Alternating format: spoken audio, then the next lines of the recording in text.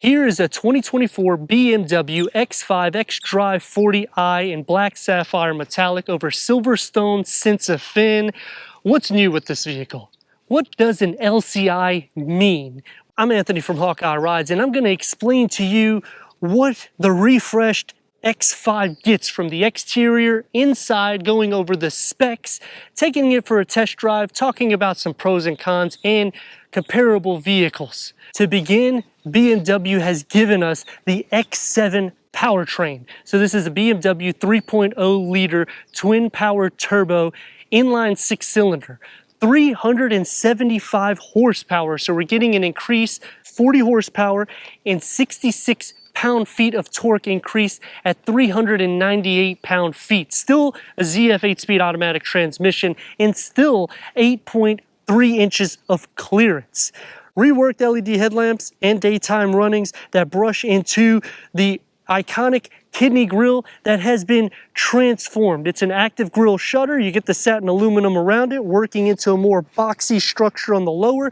It's going to look similar to all of the X lines for the BMW, and that's what they're doing. If you want something bigger, you go to the X7 because you can no longer option a third row in the X5. If you want something smaller, you go to the X4 or X3. The X6 will have that coupe design, so this is one of those happy medium vehicles because you're going to have a little bit more legroom and headroom in the rear. We have changed in the dynamics: 49.3, 50.7, 79 pound curb weight more than the xdrive40i. This is just a touch under 5,000 pounds. Upgraded 21-inch Y-spoke alloy wheels. Satin aluminum will be brushed across the window treatment and the side rails.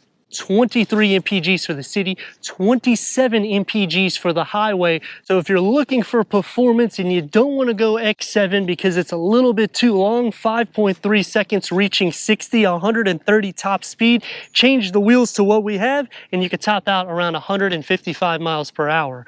Reworked 3-dimensional LED tail lamps. I do like the setup of this because they didn't go traditional light bar like everyone else is doing. They kept it unique, and yet it still functions and looks like a BMW. On the lower bumper, also reworked with the dual exhaust outlets, satin aluminum that's going to brush underneath everything. Towing still is at 7,200 pounds with a max payload over 1,000 pounds, front and rear parking sensors, and a 360-degree reverse camera.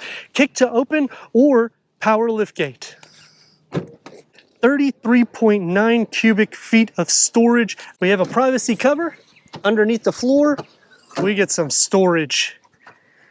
LED interior lighting with a 12-volt. Split fold the rear bench at a 40-20-40 split that will increase the cargo to 72.3 cubic feet. But we need to go inside, start up this twin-scrolled inline 6-cylinder so you can hear that exhaust note.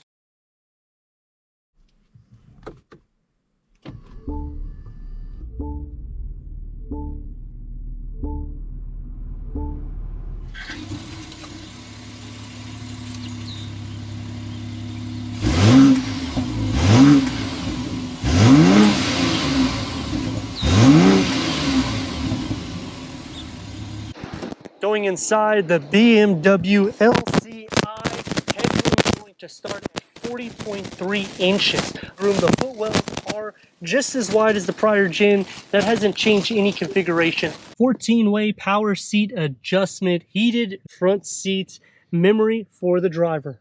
The first thing that you're going to notice is the AC is very high because it is hot outside.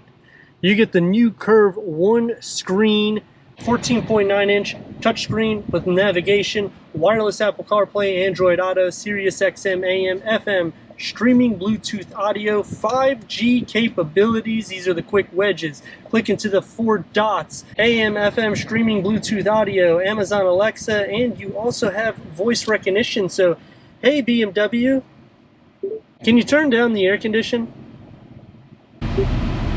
I'm lowering the temperature, so it will be more comfortable right away. Let me know if it gets too cold for you. Hey BMW, it's too cold. I'm raising the temperature, so it will be more comfortable right away. Let me know if it gets too warm for you. Click into the driving mode, Sport, Sport Individual, and you can also configure how you want the dynamics of the BMW. You also have Comfort and Eco Pro, working into the Reworked Dashboard with the X5 badging, similar to the X7. Gloss black in the center of the air vent, satin aluminum that wraps around it, the wood inlays, and you get the sense of fin on the top, heads-up display, contrast stitching, and on the driver's side, we still get a storage pocket. Going into the wood here with a wireless charging pad, move this aside, you got another area that you can put a phone, and you got the digital BMW key. 12-volt USB and the new key fob for the X5. Working into satin aluminum and the wood that's going to go around the iDrive8 system. It's going to be soft and open up. You can see it's not as deep, but it's the same thing as the prior gen. Steering wheel gets the sense of fin that's going to wrap around, multi-functionality, paddle shifters, and a 12.3 digital reader that can be fully reconfigurable. We do not have the AR, but you can still put your content, turn-by-turn navigation, and on the heads-up display you can also change the configuration layout. Harman Kardon comes into play with the door panel that configures into the dash. It's going to be more harder, but it softens up right here where it needs to be with the ambient lighting and the satin aluminum, wood trim, one touch up and down for all the windows, and a long storage pocket with a beverage holder in the front, and the moonroof that goes to the back seats. For the back seats, headroom at 36.9 inches. Legroom at 40.9 inches. Get the air vents that you can toggle through hot or cold. 2 USB, a 12-volt, 2 storage trays. Storage behind both of the front seats with a USB behind both of the front seats.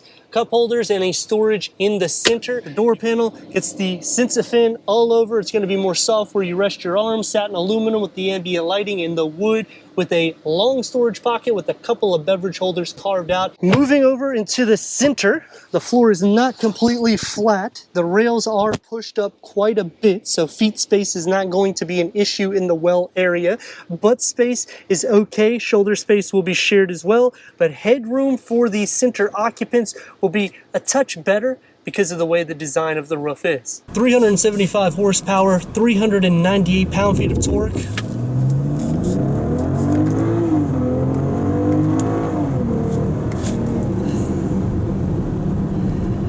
BMWs are always fun. Near 50-50 weight distribution, which is awesome. I mean, you got handling in a everyday vehicle. You got the athletic feel. Look at this. This is an SUV doing this. In the exit.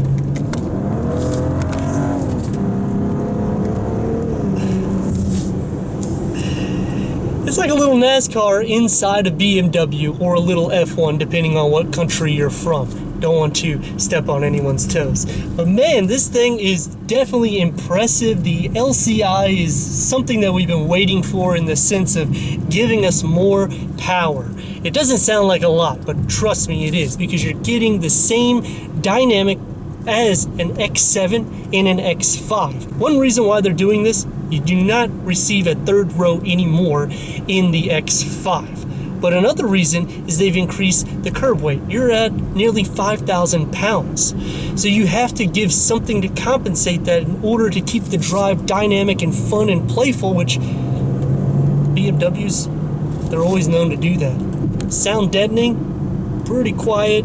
You gotta think, these are 21-inch wheels. I have 22-inch wheels on my own SUV, and I can hear all road noise. Even though the sound deadening in my vehicle is really tight, it's because they're aftermarket. This is BMW spec.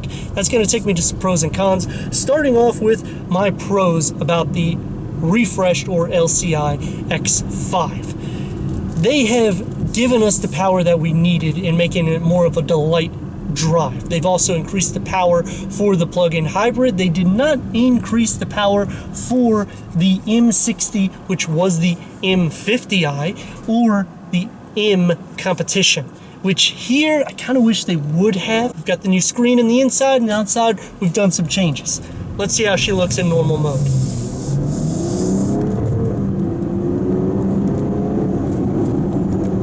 still pushes you back, comfortable seats, more than enough power seat adjustment, and you can make this as luxurious as you want, all the way up to massage and ventilated seats. Another pro to the vehicle is how much interior space you have for all occupants. A family of 5 can fit, cargo, towing. You have pretty much the best of both worlds in the fun to drive as an everyday vehicle.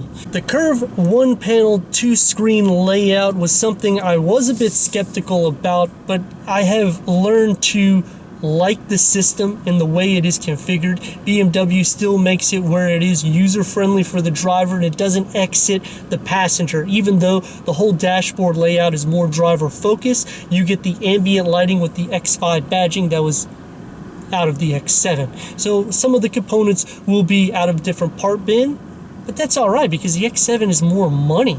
So having this dashboard layout, the Sensifin for the top instead of a leather, you're not going to have to worry about it ripping or any problems like that because it's more durable in the heat. Some cons or disadvantages about the vehicle: the climate control, when you put it or adjust it for yourself, there's not really a happy medium in the sense of hearing the fan. It's going to be either really low, but then it's blowing low, or it's going to be really loud and it's blowing fast. Some dynamics to show you what I mean, which I've already showed you. I'm just having fun because this is an awesome vehicle.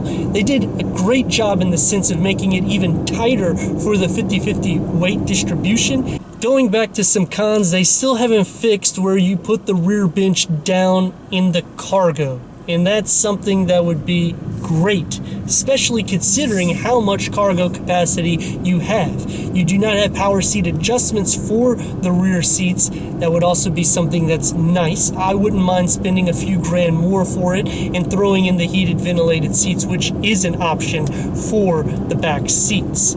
Turn radius at a stop point is going to get the same as the prior. Give her a little go.